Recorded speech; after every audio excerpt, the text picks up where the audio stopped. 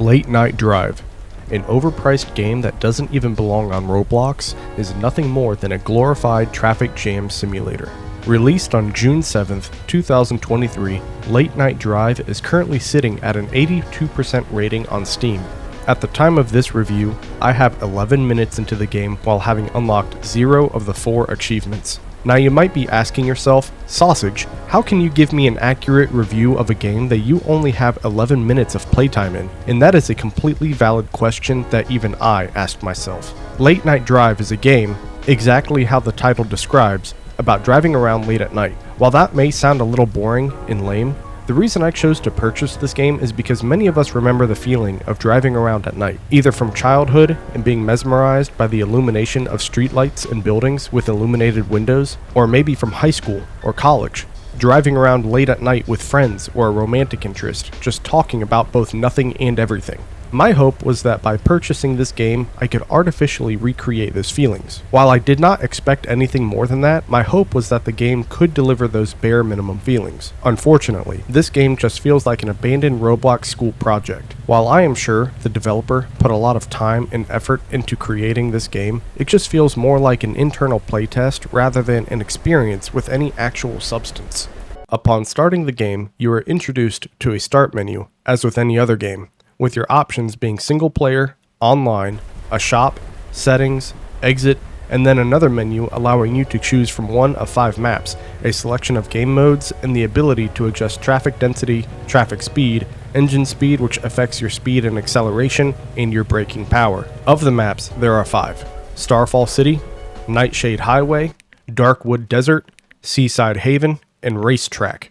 Most of the names and descriptions for everything in the game are pretty self-explanatory. Starfall City takes place in an urban setting, Nightshade Highway takes place on a highway, Darkwood Desert on an old desert road, Seaside Haven on a seaside road, and Racetrack on, well, a racetrack. While there are only 5 maps, my real issue with the game is that these maps are two-dimensional. I do not mind games that are linear, procedurally generated, or never-ending. My complaint is that you can drive forward, or you can turn around and drive backwards, and that's it. I was hoping for a suburban setting, or more specifically, maps that had stop signs and turns and more models in the game besides streetlights, cacti, and rocks. Maybe show cars parked in driveways, different model houses, buildings, gas stations, parks, fast food restaurants, etc. What I'm saying is that I was expecting something more fleshed out, but instead it's just two-dimensional and flat. As for the game modes, there's free mode, time mode, bomb mode, drift mode, and rain mode.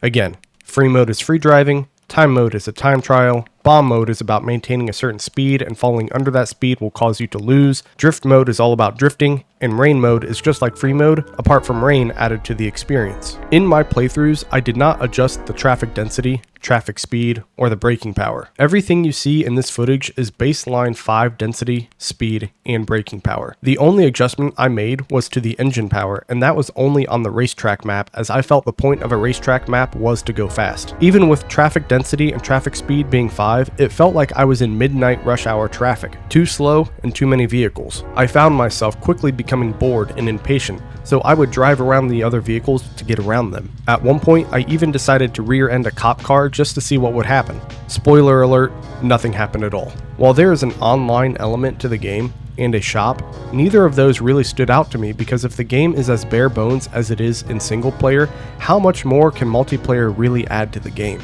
As for the shop, there are 3 different vehicles to pick from, but based on what I see as the player, or rather the lack of what I see, I must assume there is no real difference in performance. Even the models I must assume don't matter much as I am sitting in the driver's seat, so the only difference I'll see is the hood and whatever is in the cab. You must earn money to purchase these vehicles, and I assume it is from playing time mode or bomb mode, and perhaps the different cars do perform differently, but I couldn't be bothered because there was no indication of such, and the game is just too flat and boring to warrant any desire to unlock these vehicles.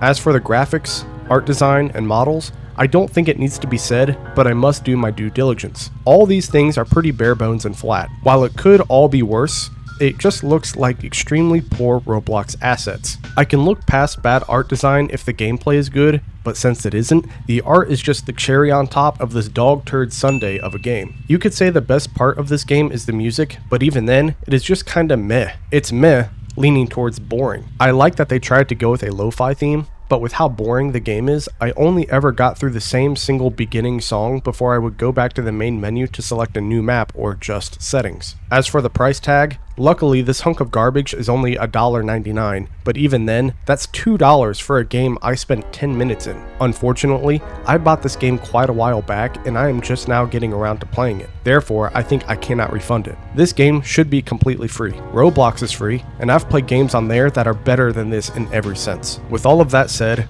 I give this game a rating of 1 sausage out of 10. Though even that rating is quite generous, as it is about 4 times higher than the actual rating it earned. The gameplay, again, is bare bones. I cannot say enough how lacking this game is in the gameplay department.